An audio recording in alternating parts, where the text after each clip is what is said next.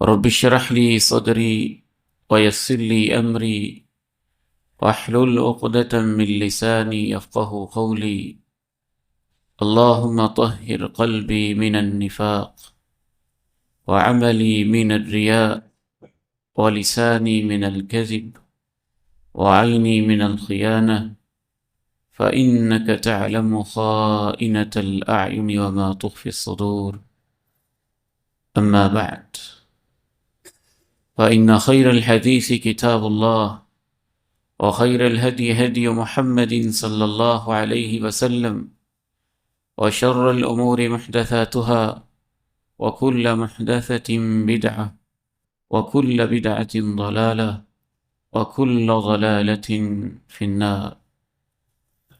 أعوذ بالله السميع العليم من الشيطان الرجيم من همزه ونفخه ونفثه. بسم الله الرحمن الرحيم. إنا أعطيناك الكوثر فصل لربك وانحر إن شانئك هو الأبتر. وقال عز من قائل سبحانه وتعالى والفجر وليال عشر والشفع والوتر والليل إذا يسر هل في ذلك قسم لذي حجر. اسلامی کیلنڈر کے لحاظ سے یہ سال کا 11واں مہینہ ہے جو ہم گزار رہے ہیں. اسے ذوالقعدہ کہا جاتا ہے، اور اگلا مہینہ سال کا آخری 12واں مہینہ ہے جسے ذوالحج کہا جاتا ہے. ذوالقعدہ کی آج 25 تاریخ ہے. اگر 29 دن کا مہینہ ہو تو منگل بدھ کی درمیانی رات چاند نظر آ سکتا ہے. 30 دن کا ہو تو بدھ اور جمعرات کی درمیانی شب چاند نظر آ سکتا ہے. اور جیسے ہی چاند نظر آ جائے گا منگل یا بدھ کو، تو ہم ایک ایسے عظیم مہینے کے اندر داخل ہو جائیں گے جسے ذوالحج کہا جاتا ہے. اور ذوالحج کے پہلے 10 دن بالخصوص بہت ہی زیادہ عظمت، بہت ہی زیادہ شان اور بہت ہی زیادہ مقام والے ہیں. ان 10 دنوں کی جو بہت ساری خصوصیات ہیں، ان میں سے ایک خصوصیت تو یہ ہے کہ پورے سال کے اندر کسی بھی نیکی کا اتنا ثواب اور اللہ کو وہ نیکی اتنی پیاری نہیں لگتی جس قدر اللہ رب العزت کو ذوالحج کے 10 دنوں میں اللہ کو نیکی سے پیار ہوتا ہے. یہ اللہ کی مرضی ہے نا، جیسے چاہے وہ شان دے، جس دن کو چاہے، جس رات کو چاہے. حتیٰ کہ شیخ الاسلام امام ابن تیمیہ رحمہ اللہ نے یہاں تک کہا کہ ذوالحج کے پہلے 10 دنوں کے اندر کی ہوئی نیکی اللہ تعالیٰ کو رمضان کے آخری 10 دنوں سے بھی زیادہ پیاری لگتی، کیونکہ رسول اللہ صلی اللہ علیہ وسلم نے ارشاد فرمایا کہ کوئی بھی عمل جتنا اللہ کو ان 10 دنوں میں پیارا لگتا ہے کسی اور دن میں نہیں لگتا. تو صحابہ نے پوچھا باقی دنوں کا جہاد بھی نہیں؟ فرمایا جہاد بھی نہیں، اللہ کہ کوئی ایسا شخص جو میدان جہاد میں نکلا پھر واپس نہ آ سکا، اپنا مال بھی اس نے اللہ کی راہ میں لوٹا دیا اور اپنی جان بھی اس نے تڑپا دی، تو اس کی شان ہی اور ہے. اس کے علاوہ کوئی بھی عام دنوں کی نیکی جو منگل یا بدھ سے شروع ہونے والے ذوالحج کے پہلے 10 دن ہیں، ان 10 دنوں کے برابر نہیں ہو سکتی ہے. دوسری خصوصیت ان 10 دنوں کی یہ ہے کہ اللہ رب العزت کی طرف سے پورے سال کے اندر نیکیوں کی اتنی اقسام جمع نہیں ہوتی جتنی نیکیوں کی قسمیں ان 10 دنوں کے اندر جمع ہو جاتی ہیں۔ رمضان میں روزے ہوتے ہیں، تلاوت ہوتی ہے، قربانی نہیں ہوتی۔ عام دنوں کے اندر باقی نیکیاں ہوتی ہیں لیکن حج نہیں ہوتا۔ تو ذوالحج کے جو پہلے 10 دن ہیں اس میں اتنی نیکیاں جمع ہو جاتی ہیں جتنی پورے سال کے اندر ہو ہی نہیں سکتی۔ حج بھی اس میں ہے، عرفات کا وقوف بھی اس میں ہے، میدان منا کے اندر قیام بھی اس میں ہے، قربانی بھی اس میں ہے، تکبیرات بھی اس میں ہیں، نمازیں بھی اس میں ہیں، روزے نفلی بھی اس میں ہیں۔ تو بہت ساری نیکیاں ذوالحج کے 10 دنوں کے اندر اتنی جمع ہوتی ہیں جتنی پورے سال میں نہیں ہو سکتی۔ تیسری خصوصیت ان 10 دنوں کی یہ ہے کہ ان 10 دنوں کے اندر اللہ رب العزت نے اپنے دین کو مکمل کیا تھا۔ وہ دین جو جناب آدم علیہ السلام سے شروع ہوا، اس کی بھی تکمیل امام کائنات کی ذات مبارکہ پہ انہی 10 دنوں کے اندر ہوئی، اور وہ دین جو اللہ رب العزت نے اپنے پیارے نبی پہ نازل کرنا شروع کیا مکہ مکرمہ میں، تو 23 سال کے بعد اس کی تکمیل اور قرآن مجید کی تکمیل بھی انہی 10 دنوں میں اس انداز سے ہوئی کہ اللہ رب العزت نے یوم عرفات، امام کائنات میدان عرفات میں وقوف فرما رہے تھے اور یہ آیت اتری، الیوم اکملت لکم دینکم واتممت علیکم نعمتی ورضیت لکم الاسلام دینا۔ آج میں نے تمہارے لیے تمہارا دین مکمل کر دیا ہے، اپنی نعمتیں تمام کر دی ہیں، اور میں نے تمہارے لیے طرز زندگی کے طور پہ دین اسلام کو پسند کر لیا ہے۔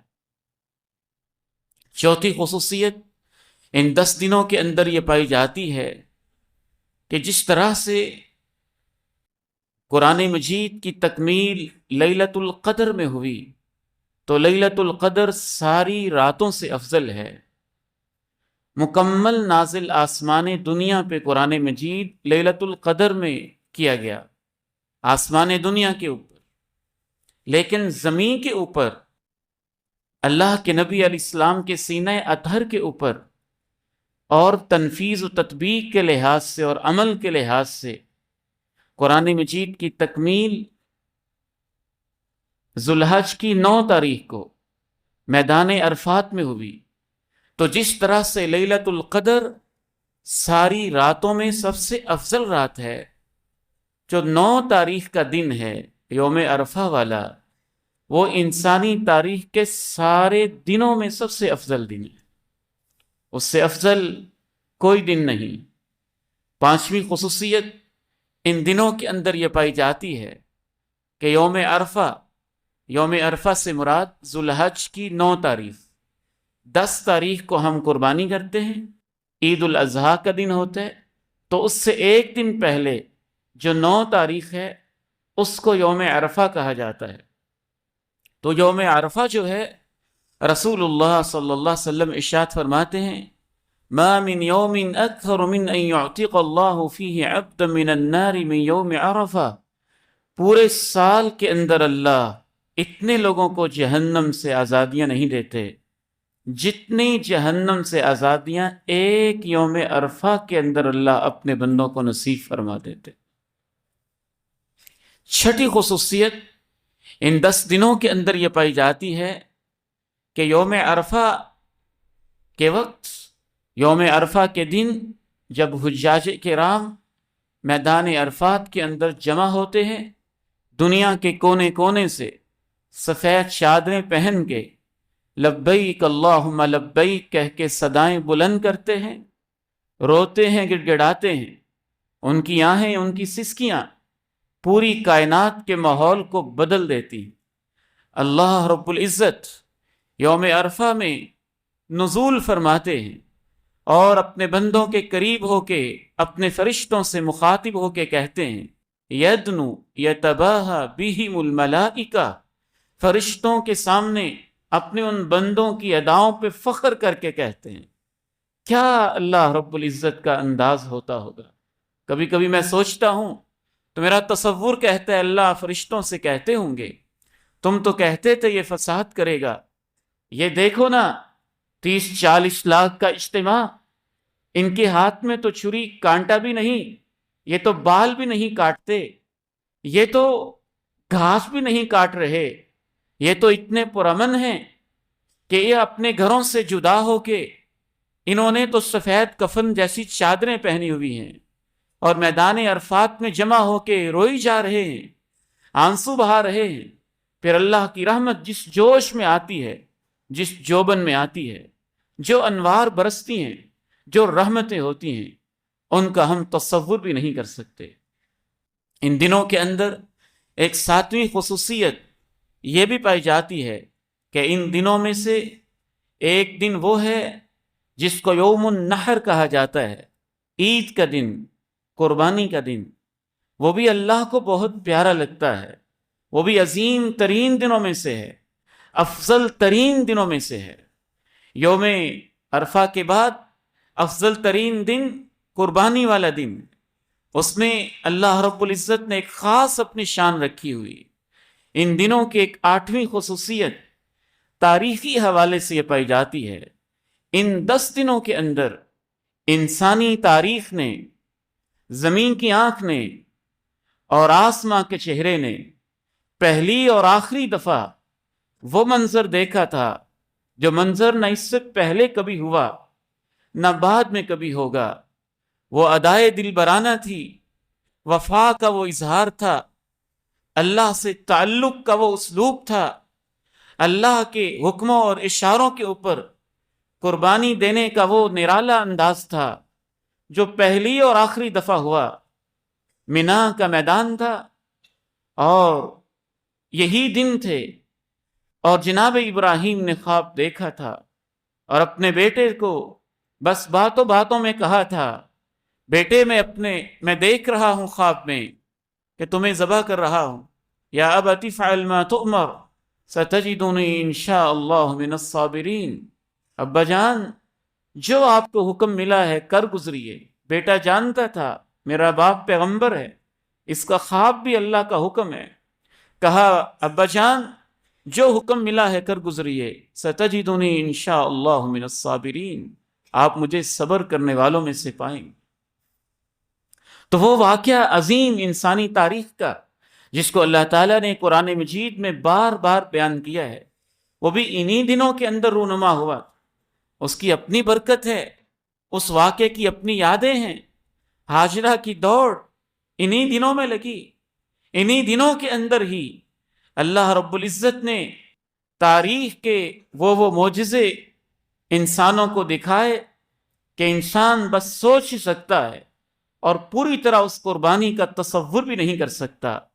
ان 10 دنوں کی ایک 9ویں خوبی یہ پائی جاتی ہے کہ رسول اللہ صلی اللہ علیہ وسلم نے اپنے صحابہ کرام کی یہ تربیت کی تھی کہ مدینہ کا ماحول ان 10 دنوں میں بدل جاتا تھا۔ امام بخاری صحیح بخاری میں لکھتے ہیں، کان ابن عمر و ابو ہریرہ یخرجان الى السوق فیکبران ویکبر الناس بتکبیرہما۔ جناب عبداللہ ابن عمر، جناب ابو ہریرہ رضی اللہ عنہما ان 10 دنوں میں بازاروں میں نکل جاتے، اللہ اکبر اللہ اکبر، لا الہ الا اللہ، واللہ اکبر اللہ اکبر وللہ الحمد، تکبیرات کہنا شروع کر دیتے۔ ان 10 دنوں کے اندر ایک آخری گزارش کر کے ہم گفتگو کے اگلے حصے کی طرف بڑھیں گے۔ رسول اللہ صلی اللہ علیہ وسلم کی یہ سنت مبارکہ تھی کہ آپ یکم ذو الحج سے لے کے عید سے ایک دن پہلے 9 ذو الحج تک کا روزہ بھی رکھا کرتے تھے، 9 دنوں کے مکمل ہی روزے رکھا کرتے تھے۔ ان 10 دنوں کی ایک 11ویں خصوصیت یہ بھی پائی جاتی ہے کہ بالخصوص 9 تاریخ کا روزہ زیادہ اہتمام کے ساتھ آپ رکھتے بھی اور امت کو تلقین بھی کرتے، اور آپ نے فرمایا صوم یوم عرفہ احتسب علی اللہ او احسب علی اللہ ان یکفر السنہ التي قبلہ والسنہ التي بعدہ۔ یوم عرفہ کے روزے سے تو مجھے امید ہے کہ اللہ اس ایک روزے کی برکت سے پچھلا جو سال گزرا ہے اس کے گناہ بھی معاف کر دے گا، اور اگلا سال جو آنا ہے اس کے گناہ بھی معاف کر دے گا۔ سال کا آخری مہینہ ہے نا، تو آخری مہینے کے اندر ایک ایسی عبادت اللہ نے رکھی جن سے انسان اپنے گناہوں کی معافی حاصل کر سکتا۔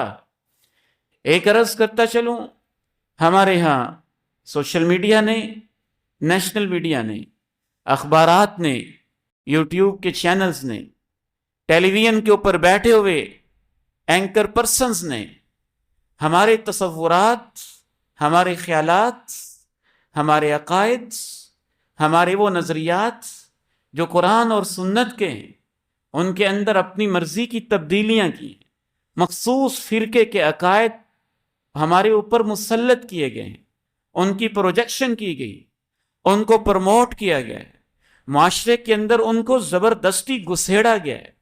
ان میں سے ایک تصور ہمارا وہ تصور ہے جو ہم اس سے اگلے مہینے کے بارے میں رکھتے ہیں، یعنی ذوالحج کے 10 دن اتنی فضیلت والے گزر جاتے ہیں، لوگوں کو پتہ بھی نہیں چلتا، نہ وہ بطونی اینکر سامنے آتے ہیں جو محرم میں دن کے اندر 10 گھنٹے 12 گھنٹے لگے رہتے ہیں۔ یہ 10 دن امت کو جمع کرنے والے دن، ان کے اندر وہ کام ہوتے ہیں جن پہ پوری امت کا اتفاق ہے۔ قربانی پہ امت کا اتفاق ہے، عید الاضحیٰ پہ امت کا اتفاق ہے، حج پہ امت کا اتفاق ہے، منا اور عرفات پہ امت کا اتفاق ہے۔ صرف اتفاق عقائد کے لحاظ سے نہیں، عمل کے لحاظ سے بھی اتنا خوبصورت ہے کہ اس کا اظہار ہوتا ہے۔ سفید چادریں پہن لیتے ہیں، امت کے ہر فرقے کے لوگ سفید چادریں پہن کے اپنی زبانیں، اپنا کلچر، اپنی ثقافت سب کچھ چھوڑ کے لبیک اللہم لبیک بیت اللہ میں جمع ہوتے ہیں، منا میں اکٹھے ہوتے ہیں، عرفات میں اکٹھے ہوتے ہیں۔ تو دین کے دشمنوں کو تو یہ اچھا نہیں لگتا کہ ان دنوں کا تعارف ہو، لہٰذا ان دنوں میں وہ شیطان گونگے بن جاتے ہیں، نہ ان کی زبانیں حرکت میں آتی ہیں، نہ ان کے لب ہلتے ہیں، نہ ان کے قلم کو جنبش ملتی ہے، نہ وہ لوگوں کو صحیح حقائق کے بارے آگاہ کرتے ہیں۔ اور یکم محرم سے 10 محرم تک جو ایک مخصوص فرقے کے خاص نظریات ہیں جن کا ہمارے دین سے، قرآن سے، سنت سے کوئی تعلق نہیں ہے، ان کو زبردستی معاشرے کے اندر پھیلایا جاتا ہے اور عام کیا جاتا ہے۔ تو ان 10 دنوں میں جو کام کرنے چاہیے ان میں سے ایک عظیم ترین کام کے بارے میں بھی چند ایک تشریحات اور توضیحات اور احکام و مسائل میں آپ کے سامنے رکھنا چاہوں گا۔ ان 10 دنوں میں ایک عظیم ترین عمل قربانی کا عمل ہے، جو 10 تاریخ کو اللہ کے حضور مسلمان محبت کے ساتھ، ایک وارفتگی کے ساتھ، والہانہ انداز کے ساتھ، ایک چاہت اور شوق کے ساتھ، چاہے وہ غریب ہے، چاہے وہ متوسط درجے کا ہے، چاہے معاشی بحرانوں سے پاکستانی معاشرہ گزر رہا ہے، لیکن پھر بھی الحمدللہ ایمان کی ایسی رمق ہے، دین کا ایسا شوق ہے، قربانی کے اندر ایسا ولولہ ہے کہ ان حالات کے اندر بھی لوگ اللہ کی راہ میں قربانیوں کی تیاریاں کرتے ہیں۔ تو قربانی کے چند ایک احکام و مسائل ہمارے علم میں ہونے چاہیے۔ اس حوالے سے سب سے پہلا اور بنیادی مسئلہ یہ ہے، رسول اللہ صلی اللہ علیہ وسلم نے ارشاد فرمایا، اذا طلع ہلال ذی الحجہ واراد احدکم ان یضحی فلا یأخذن من شعره ولا من اظفاره شیئا، جب ذوالحجہ کا چاند نظر آ جائے اور تم میں سے کوئی بھی شخص قربانی پیش کرنا چاہتا ہو تو قطعاً پھر ذوالحجہ کا چاند نظر آنے کے بعد نہ اپنے بال کاٹے، نہ اپنے ناخن تراشے، کسی قسم کے نہ بال کاٹے اور نہ ہی ناخن تراشے۔ تو جو احباب بھی قربانی کا ارادہ رکھتے ہیں، منگل والے دن اس سے پہلے آپ اپنی حجامت بنوائیں، کٹنگ کروا لیں، بال کٹوا لیں۔ تو جب ذوالحجہ کا چاند نظر آ جائے اس وقت سے لے کے عید الاضحیٰ تک پھر اپنے بال ناخن نہیں کٹوانے، یہ حکم صرف اس کے لیے ہے جو قربانی کرنا چاہتا ہے، یا جو قربانی کرنے والے کے پورے خاندان کے لیے؟ معلوم یہ ہوتا ہے کہ جو قربانی کرنا چاہتا ہے اس کے لیے تو اس حکم پہ عمل کرنا ضروری ہے، اور جن کی طرف سے وہ قربانی کر رہا ہے، جب ہم قربانی کرتے ہیں تو اپنے پورے خاندان کی طرف سے کرتے ہیں، تو پورا خاندان بھی اس قربانی کے اندر شریک ہوتا ہے، تو ان کو بھی اس چیز کا اہتمام کرنا چاہیے کہ وہ بھی نہ بال کاٹیں نہ ناخن تراشیں، حتیٰ کہ بچوں کی حجامت کا بھی ان دنوں میں خاص خیال کرتے ہوئے ان دنوں میں ان کی بھی حجامت، ان کی بھی کٹنگ اور ان کے بھی ناخن نہ ہی تراشے جائیں تو بہتر ہے۔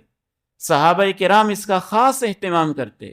حضرت عبداللہ ابن عمر رضی اللہ عنہما ایک عورت کو دیکھتے ہیں ذو الحجہ کے 10 دنوں میں اپنے بچے کی کٹنگ کر رہی ہے، تو جناب عبداللہ ابن عمر رضی اللہ تعالی عنہما ارشاد فرماتے ہیں لو اخرتیہ الی یوم النحر لکان افضل، اے اللہ کی بندی، ان 10 دنوں میں اگر آپ بچے کی کٹنگ نہ کرتی اور آپ عید والے دن تک مؤخر کر دیتی تو زیادہ بہتر تھا، زیادہ فضیلت والا تھا۔ تو میں یہ سمجھتا ہوں جناب عبداللہ ابن عمر رضی اللہ تعالی عنہما کے اس اثر اور ان کی اس عظیم رہنمائی کی روشنی میں کہ قربانی کرنے والے کو بھی اور اس کے گھر والوں کو بھی، عورتوں کو بھی، بچوں کو بھی، بچیوں کو بھی، پوری فیملی کو ہی نظر آئے، ماحول بنے گھر کے اندر کہ عید کی تیاری ہے، قربانی کا موسم ہے، نیکیاں کمانے کا انداز ہے اور مہینہ ہے، تو پہلا حکم شریعت سے یہ معلوم ہوتا ہے۔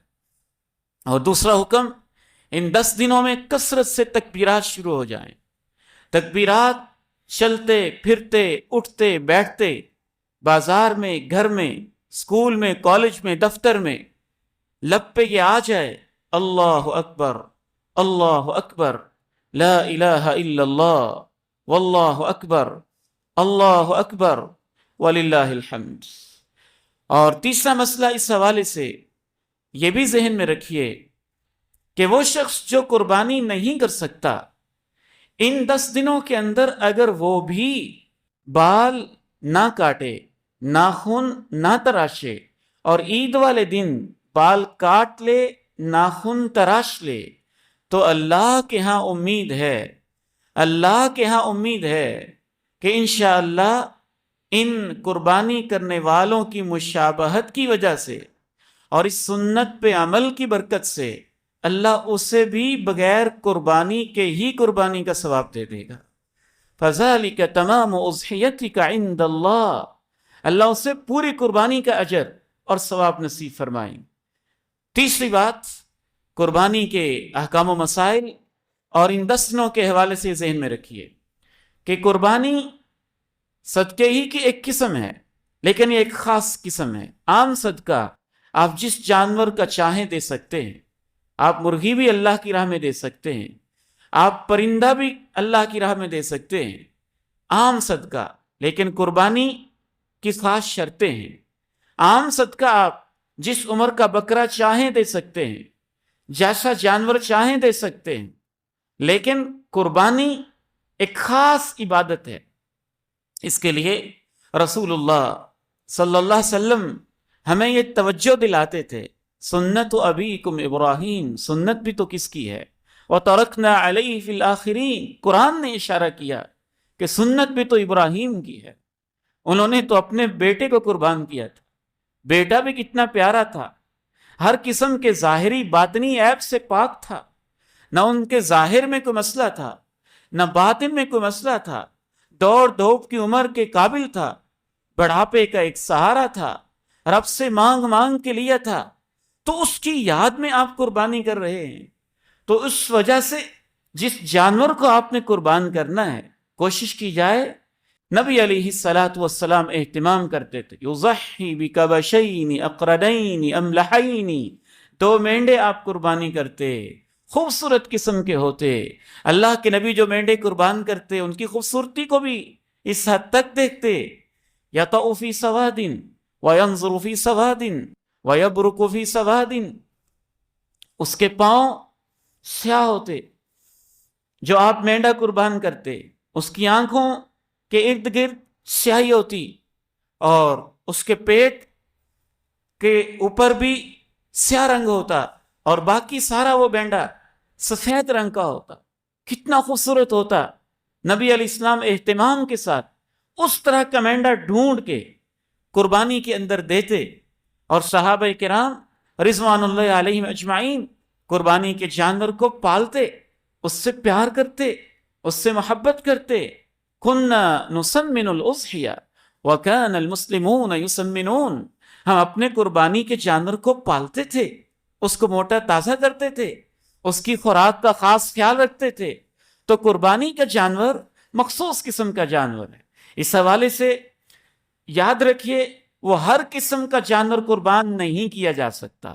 ایک تو اس کی نسل بھی طے ہے. وہ کس نسل کا کیا جا سکتا ہے؟ وہ 4 نسلیں ہیں جو قرآن مجید میں مذکور ہیں اور اللہ کے نبی علیہ السلام کی سنت کے اندر مذکور ہیں. اونٹ کی نسل سے آپ قربانی کر سکتے ہیں، گائے کی نسل سے آپ قربانی کر سکتے ہیں، آپ بکری کی نسل سے قربانی کر سکتے ہیں، اور چوتھے نمبر پہ بھیڑ کی نسل سے قربانی کر سکتے ہیں. اور بھیڑ کی نسل کا ہی حصہ ہے دمبا. تو یہ 4 نسلیں ہیں جس کو قربان کیا جا سکتے ہیں. ان کے مذکر اور مؤنث، نر اور مادہ دونوں قسم کے قربانی میں دیے جا سکتے ہیں. اونٹ یا اونٹنی، گائے یا بیل، بکرا یا بکری، بھیڑ یا چھترا، دمبا یا دمبی. تو یہ 4 نسلیں ہیں اور مذکر اور مؤنث، نر اور مادہ کاؤنٹ کیے جائیں تو 8 قسم کے یہ جانور ہیں جن کو آپ اللہ کی راہ کے اندر قربان کر سکتے ہیں. جہاں تک بھینس کا تعلق ہے یا کٹے کا تعلق ہے، قربانی کر سکتے ہیں کہ نہیں، اس میں اہل علم کے اندر اختلاف پایا جاتا ہے. اور دین سے یہی تعلیمات سے محسوس ہوتا ہے کہ جہاں اختلاف ہو جائے دع ما یریب الی ما لا یریب. تو جس چیز میں شک ہے آپ اس کو چھوڑ دیں، اور جس میں شک نہیں ہے اس کو اختیار کر لیں. آپ اس سے احتیاط کر لیں، اجتناب کر لیں، شک و شبہ سے آپ بچ جائیں.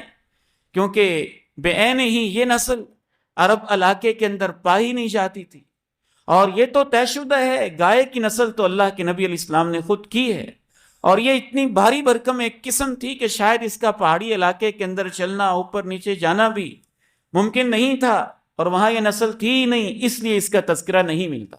لیکن اس معاملے میں ایک دوسرے کے اوپر فتویٰ بازی نہیں کرنی چاہیے، تشدد یا سختی نہیں کرنی چاہیے. اگر کسی کو اطمینان ہے وہ کر لیتا ہے تو سختی نہ کی جائے کہ اس نے کوئی گناہ کر لیے ہے یا بدعت کر لی ہے، چونکہ دونوں طرف دلائل بہرحال موجود ہیں. ہمیں اس پر ہی زیادہ اطمینان ہے کہ آپ وہ کریں جو اللہ کے نبی علیہ السلام نے کیا اور جو اللہ کے نبی کے صحابہ نے کیا.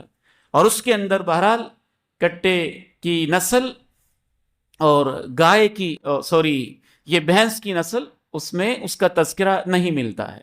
جو لوگ اجازت دیتے ہیں اس وجہ سے کہ گائے کی نسل میں سے ہے، تو اس میں ایک قیاس آرائی اور ایک شک شبہ بہرحال کچھ نہ کچھ پیدا ہو جاتا ہے. تو اس وجہ سے اس سے بچ جانا اور احتیاط کر لینا ہی بہتر ہے. پھر یہ ہے کہ ان 4 نسلوں میں سے یہ بھی نہیں ہے کہ جو جس عمر کا ہم چاہیں کر سکتے ہیں، نہیں، عمر بھی شریعت نے مقرر کر دی ہے. رسول اللہ صلی اللہ علیہ وسلم نے فرمایا لا تذبحوا الا مسنہ. اب عمر طے کرنے کا ایک طریقہ تو یہ ہو سکتا تھا کہ سال بتائے جائیں، تو آپ نے سال کی بجائے وہ علامت بتائی ہے جس سے ہر انسان خود پہچان سکتا ہے. آپ نے فرمایا لا تذبحوا الا مسنہ. دیکھو، قربانی کے لیے 2 دانتے سے چھوٹا عمر کسی صورت میں تم جانور ذبح نہ کرو. تو کم از کم اس کے دودھ والے 2 دانت گر چکے ہوں. اب دودھ والے 2 دانت کب گرتے ہیں، یہ نسل کے لحاظ سے بھی فرق پڑ جاتا ہے، علاقے کے لحاظ سے بھی فرق پڑ جاتا ہے. کچھ ایسے علاقے ہیں جہاں ابھی تیسرے سال میں، عرب علاقے میں خصوصاً تیسرے سال میں بکری داخل ہوتی ہے، بکری کی نسل، تب اس کے دانت گرتے ہیں. ہمارے علاقے میں ایسے نہیں ہے، دوسرے سال کے شروع میں بعض دفعہ گر جاتے ہیں. تو اس لیے آپ نے طے یہ کیا کہ دانت دیکھے جائیں. اس حدیث سے پتہ یہ چلا کہ اس کے سامنے والے دانت دیکھے جائیں. اگر دودھ والے 2 دانت گرے ہوئے ہیں تو اس کی عمر اس قابل ہے کہ اسے اللہ کی راہ میں قربان کیا جا سکے. اگر وہ اس سے چھوٹا ہے تو اسے اللہ کی راہ میں قربان نہیں کیا جا سکتا. اسی طرح سے اگر وہ اتنا بوڑھا کھوسٹ ہے، وہاں بھی آپ نے عمر نہیں بتائی، وہاں بھی علامت بتائی کہ اگر وہ اتنا بوڑھا کھوسٹ ہو چکا ہے، العجفہ، اتنا بوڑھا کھوسٹ کہ ویسے ہی لاغر اور کمزور ہو چکا ہے اور اس کی ہڈیوں میں گودا ہی نہیں ہے، تو اس قسم کا بالکل بوڑھا اور بوڑھا جس کی ہڈیوں میں گودا ہی باقی نہیں بچا اور ہڈیوں کا ڈھانچہ نظر آتا ہے، وہ بھی اللہ کی راہ میں قربان نہیں کیا جا سکتا. تو پتہ یہ چلا کہ قربانی کرنے کے لیے جانور کی نسل بھی دیکھی جائے گی اور پھر اس کے دانت دیکھے جائیں گے.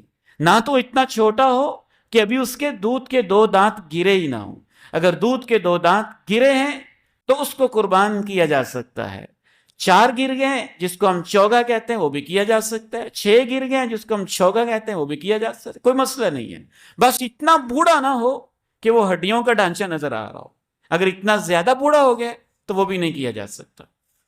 اور آگے بڑھیے، خصوصاً جو بھیڑ کی نسل ہے، اس میں نبی علیہ السلام نے رعایت دی ہے 2 حالات میں، 2 قسم کے حالات. اگر ایسے حالات پیدا ہو جاتے ہیں کہ مارکیٹ میں دوندا ملتا نہیں ہے، یا ایسے حالات پیدا ہو جاتے ہیں کہ مارکیٹ میں دوندا ملتا تو ہے لیکن خریدنے والا غریب ہے، اس کی پہنچ میں نہیں ہے، وہ خرید نہیں سکتا ہے، مالی طور پہ افورڈ نہیں کر سکتا، تو اس کے لیے صرف ایک رعایت ہے، اور وہ رعایت یہ ہے کہ بھیڑ کی نسل میں سے 1 سال کا کھیرا بھی کر سکتا ہے. بھیڑ کی نسل میں سے 1 سال کا کھیرا بھی کر سکتا ہے. رسول اللہ صلی اللہ علیہ وسلم نے ارشاد فرمایا، لا تذبحوا الا مسنہ، 2 دانتے سے کم ذبح نہ کیا کرو، الا ان یعصر علیکم، اگر تمہیں تنگی ہو رہی ہو. تو تنگی میں دونوں تنگیاں آ جاتی ہیں. مارکیٹ میں نہیں ہے تو بھی تنگی ہو گئی، مارکیٹ میں ہے لیکن جیب اجازت نہیں دے رہی تو بھی تنگی ہو گئی. تو آپ نے فرمایا فَتَذْبَحُوا جَزْعَةً مِّنَ الضَّأْنِ، تو پھر بھیڑ کی نسل میں سے تم جزع کر سکتے ہو. اور جزع عربی زبان میں اسے کہتے ہیں جو 1 سال کا ہو چکا ہو. تو پھر بھیڑ کی نسل میں سے 1 سال کا بھیڑ کی نسل میں سے 1 سال کا کیا جا سکتا ہے. اس کی رعایت موجود ہے 2 حالات میں: غریب آدمی کے لیے جس کی جیب اجازت نہیں دے رہی، اور اس وقت جب مارکیٹ کے اندر دوندا مل نہ رہا.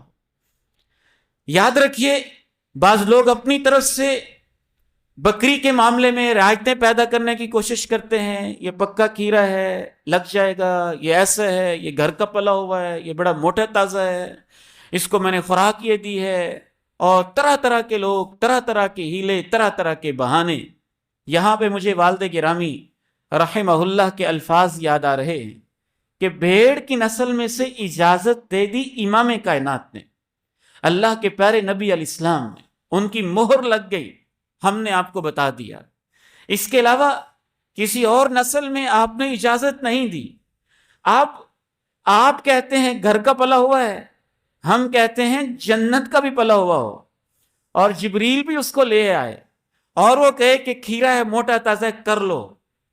بکری کی نسل میں سے یا بھیڑ کے علاوہ کسی اور نسل میں سے ہم کہیں گے نہیں ہو سکتا، کیونکہ امام کائنات علیہ السلام نے اجازت نہیں دی. لا تذبحوا الا مسنہ، 2 دانتے سے کم ذبح نہ کرو، روک دیا آپ نے. پھر آپ نے جہاں رعایت بنتی تھی وہ دے بھی دی کہ مشکل ہو رہی ہو تو بھیڑ کی نسل میں سے کر سکتے ہو. اسی طرح سے یہ مسئلہ بھی ذہن میں رکھیے کہ قربانی کی نسل بھی طے ہے، ان جانوروں کی عمر بھی طے ہے دانت کے لحاظ سے، اور دوسری میکسیمم کہ اتنا بوڑھا نہ ہو، دونوں صورتیں. اور تیسرے نمبر پہ اس کا وقت بھی طے ہے. بعض لوگ جلدی کرنا چاہتے ہیں، ممکن ہے ان کی نیت اچھی ہو کہ سب سے پہلے ہم قربانی کریں. اگر ابھی عید کی نماز سے آپ فارغ نہیں ہوئے اور آپ کا قصاب جو بے نماز ہے اور اس نے نماز پڑھی نہیں ہے، اتنے فضیلت والے دن میں بھی وہ بس اپنی کمائی کی فکر میں ہے اور اس نے نماز بھی نہیں پڑھی، اور آپ نے کہ نماز سے پہلے ہی اس نے جا کے ذبح کر دیا ہے، تو وہ قربانی نہیں ہوئی. گوشت ہے، شوق سے جا کے کھا لیں. گوشت کھانا کھا لیں، قربانی نہیں ہوئی ہے. رسول اللہ صلی اللہ علیہ وسلم نے، حالانکہ اس صحابی کا شوق بھی بہت اچھا تھا، وہ یہ چاہتا تھا کہ سب سے پہلے میری قربانی کا گوشت غریبوں کے گھر میں پہنچے، تو اس نے پہلے قربانی کر.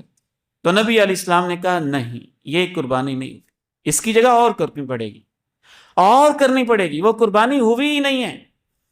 اللہ تعالیٰ نے بھی پہلے نماز کا تذکرہ کیا، پھر قربانی کا تذکرہ کیا. اِنَّا أَعْطَيْنَاكَ الْكَوْثَرَ فَصَلِّ لِرَبِّكَ وَانْحَرْ. اپنے رب کے لیے نماز پڑھے اور اپنے رب کے لیے قربانی کریں.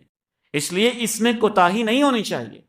اور جس نے جانور ذبح کرنا ہے اس کو تاکید کر دینی چاہیے کہ خبردار، نماز سے پہلے چھری نہیں چلانی ہے اور قربانی ذبح نہیں کرنی.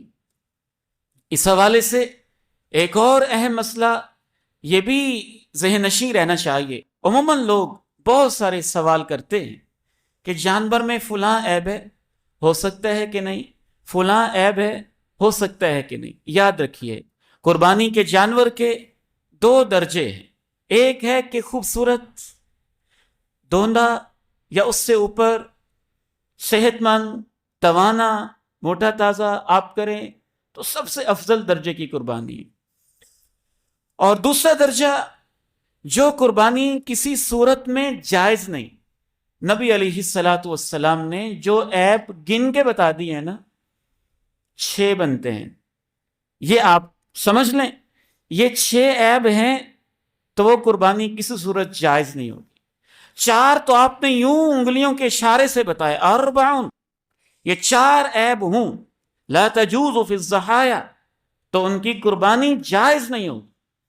پہلا عیب العوراء البین عورها، اس کی آنکھ کو دیکھیں، اگر وہ بہنگا ہے اور واضح طور پہ بہنگا نظر آ رہا ہے تو اس کی قربانی نہیں ہوگی.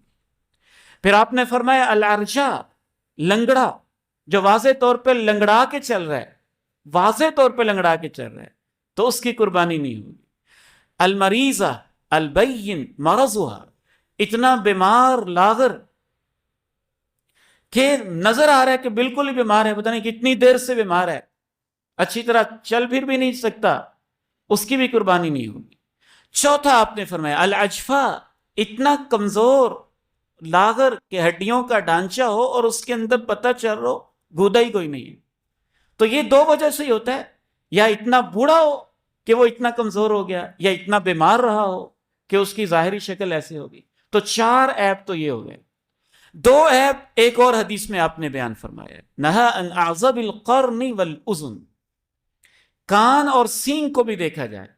اگر اس کے کان آدھے سے زیادہ کٹا ہوا ہے اور اس کا سینگ، ایک ہوتا ہے سینگ کا خول، اس کا مسئلہ نہیں ہے، خول کا کہ اندر والا جو اصل سینگ ہے وہ اگر ٹوٹا ہوا ہے آدھے سے زیادہ، تو آپ نے فرمایا اس کی بھی قربانی نہیں ہوگی، آپ نے اس سے منع کر دیا.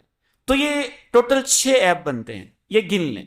تو ان کی کسی صورت قربانی جائز نہیں ہوگی. جو 6 عیب ہیں، اگر کسی جانور میں ان سے بڑا عیب پایا جاتا ہو تو اس کی بھی نہیں ہوگی. بہنگے کی نہیں ہوگی تو اندھے کی بھی نہیں ہوگی، لنگڑے کی بھی نہیں ہوگی تو ٹانگ ٹوٹے کی بھی نہیں ہوگی. وہ تو ایک کامن سینس کی بات ہے نا، کہ یہ کم از کم لیول آپ نے بتا دیا کہ کم از کم اتنے عیوب سے بچنا چاہیے.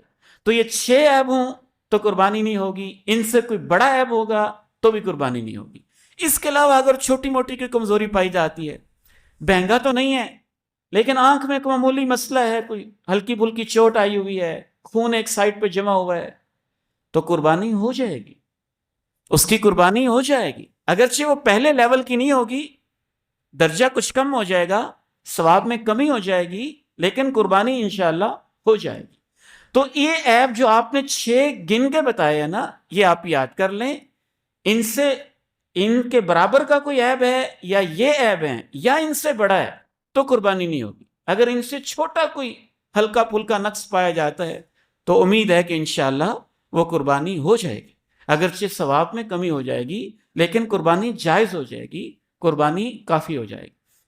اللہ تعالیٰ سے دعا ہے کہ رب کریم ہمیں قربانی کا جذبہ بھی نصیب فرمائے، قربانی کی حقیقت بھی نصیب فرمائے، قربانی کا فلسفہ بھی نصیب فرمائے. اور ہماری قربانیاں قبول بھی فرمائے۔